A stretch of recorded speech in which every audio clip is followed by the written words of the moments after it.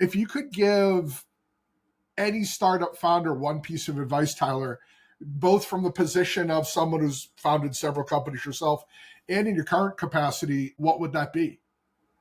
Yeah, I mean, from the founder lens, I believe that all good founders have a little bit of a rational confidence.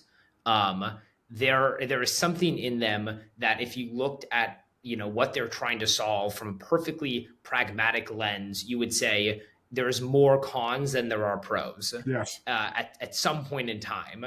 But irrationally, you just decide that you're going to undertake this anyway.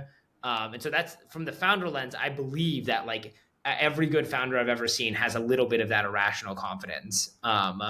Then from the AI lens, I'm definitely a fan of kind of what we were talking about earlier of understanding the limitations that current LLMs pose, and then are you going to be someone who is going to deliver quick and deliver effectively and efficiently, or by the way, there's nothing wrong with kind of going more of the dreamer path and saying I'm going to target a problem that's so far away from any iteration an LLM will get to in the next couple of years that if I can hit it, I'll definitely beat them to market.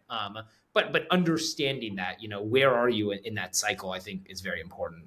Yeah, I think the most important thing you said in the latter half of what you said was understand. I think that might be the piece where a lot of people get lost is they don't take a moment to recognize where they're at. So if you're gonna take that star shot swing, know that you're taking that star shot swing, and your already low chances of success are that much lower. But if you hit, your win is that much higher. Yeah, and I bet you've got a lot of irrational confidence if you're going to do that. Exactly. Oh.